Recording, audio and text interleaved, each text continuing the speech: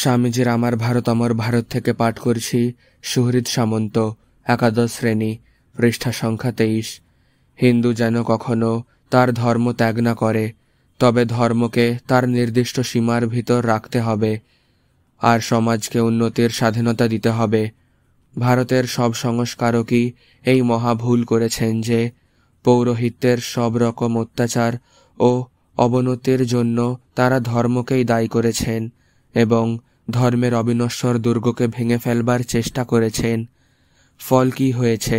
ব্যর্থতা। বুদ্ধ থেকে রামমোহন রায় পর্যন্ত সকলেই এই ভুল করেছিলেন যে জাতিভেদ একটা ধর্মবিধান, সুতরাং তারা ধর্ম ও জাতি দুটিকেই একসঙ্গে ভাঙতে চেষ্টা করে বিফল হয়েছিলেন। জয় স্বামীজি।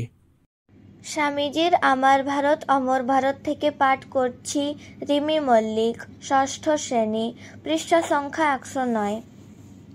জাতীয় কল্যাণের জন্য চিরকালই, অতীতকালে যেমন বর্তমানকালেও তেমনই, প্রথমেই আমাদেরকে খুঁজে বের করতে হবে আমাদের জাতির সমগ্র আধ্যাত্মিক শক্তিটি।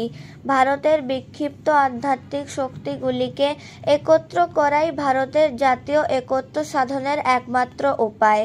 ভারতবর্ষে একটি অখণ্ড জাতি গড়ে উঠবে তাদেরই সমবায়ে, যাদের হৃদয়তন্ত্রী একই আধ্যাত্মিক সুরে বাঁধা। জয় স্বামীজি। স্বামীজির আমার ভারত অমর ভারত থেকে পাঠ করছি রনি মান্না, দ্বাদশ শ্রেণী, পৃষ্ঠা সংখ্যা 23। বর্তমান হিন্দু সমাজ তৈরি শুধু আধ্যাত্মিক মানুষদের জন্য, অন্য সবাইকেই এই সমাজ নির্দয়ভাবে মেরে ফেলে। তা হবে কেন? যারা সাংসারিক অসার বিষয়ে একটু আধটু ভোগ করতে চায় তারা কোথায় যাবে? আমাদের ধর্ম যেমন উত্তম, মধ্যম, অধম সব রকম অধিকারীকেই গ্রহণ করে থাকে, আমাদের সমাজেরও উচিত উচ্চ নিচ ভাবাপন্ন সকলকে গ্রহণ করা। এর উপায়, প্রথমে আমাদেরকে ধর্মের প্রকৃত তত্ত্ব বুঝতে হবে, পরে সামাজিক বিষয়ে তাকে লাগাতে হবে। ধীরে কিন্তু নিশ্চিতভাবে এই কাজ করতে হবে। জয় স্বামীজি। স্বামীজির আহ্বান থেকে পাঠ করছি সানা সাউ, পঞ্চম শ্রেণী, পৃষ্ঠা সংখ্যা 52। শিক্ষকের কার্য কেবল পথ থেকে সব অন্তরায় সরিয়ে দেওয়া।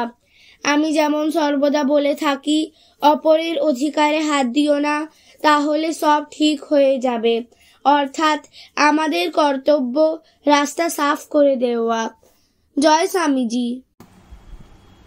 স্বামীজির আমার ভারত অমর ভারত থেকে পাঠ করছি পৃষ্ঠা সংখ্যা 56। শুভ্রজিৎ মাঝি, সপ্তম শ্রেণী।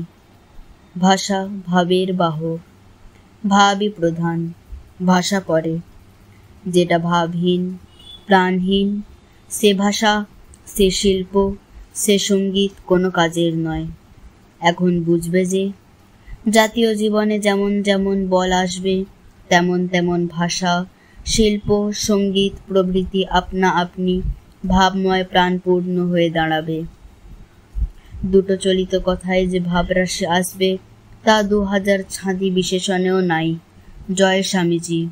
স্বামীজির আমার ভারত অমর ভারত থেকে পাঠ করছি সমিকা দাস, নবম শ্রেণী, পৃষ্ঠা সংখ্যা 84। অনাসক্ত হওয়া, মুক্ত পুরুষের মতো কর্ম করা এবং সমস্ত কর্ম ঈশ্বরে সমর্পণ করাই আমাদের একমাত্র প্রকৃত কর্তব্য। আমাদের সমস্ত কর্তব্য ঈশ্বরের। জয় স্বামীজি।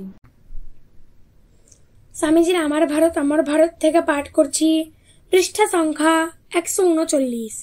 অঙ্কুশ সামন্ত, ষষ্ঠ শ্রেণী।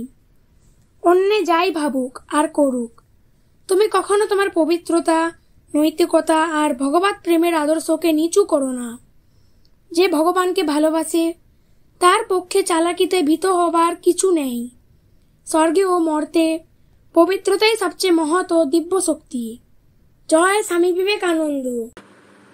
স্বামীজির আমার ভারত অমর ভারত থেকে পাঠ করছি রূপসা খাড়া, সপ্তম শ্রেণী, পৃষ্ঠা সংখ্যা 138। ওঠো, জাগো, যতদিন না লক্ষ্যস্থলে পৌঁছচ্ছ থেমো না। জাগো জাগো, দীর্ঘ রজনী প্রভাত প্রায়। দিনের আলো দেখা যাচ্ছে, মহাতরঙ্গ উঠেছে, কিছুতেই তার বেগ রোধ করতে পারবে না। উৎসাহ বৎস উৎসাহ, প্রেম বৎস প্রেম, বিশ্বাস শ্রদ্ধা। আর ভয় করো না, সবচেয়ে গুরুতর পাপ ভয়। জয় স্বামীজি। স্বামীজির আমার ভারত অমর ভারত থেকে পাঠ করছি অঙ্কুর মাইতি, দ্বাদশ শ্রেণী, পৃষ্ঠা সংখ্যা ৪৪। মনকে রাশি রাশি তথ্য দিয়ে ভরে রাখার নাম শিক্ষা নয়। মনরূপ যন্ত্রটিকে সুষ্ঠুতর করে তোলা এবং তাকে সম্পূর্ণ বশীভূত করা, এই হলো শিক্ষার আদর্শ। জয় স্বামীজি। স্বামীজির আমার ভারত অমর ভারত থেকে পাঠ করছি বর্ষা সাউ, নবম শ্রেণী, পৃষ্ঠা সংখ্যা ৮৫। শরীর ধারণ করে সর্বক্ষণ একটা কিছু না করে থাকতে পারা যায় না। জীবকে যখন কর্ম করতেই হচ্ছে, তখন যেভাবে কর্ম করলে আত্মার দর্শন পেয়ে মুক্তি লাভ হয়, সেভাবে কর্ম করতেই নিষ্কাম কর্মযোগে বলা হয়েছে। জয় স্বামীজি। স্বামীজির আমার ভারত অমর ভারত থেকে পাঠ করছি পৃষ্ঠা সংখ্যা ১৩৭। অপূর্ব সামন্ত, চতুর্থ শ্রেণী। হে মহাপ্রাণ, ওঠো, জাগো, জগৎ দুঃখে পুড়ে খাক হয়ে যাচ্ছে, তোমার কি নিদ্রা সাজে?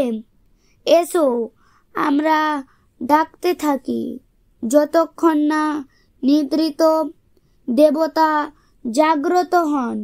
জয় স্বামী বিবেকানন্দ।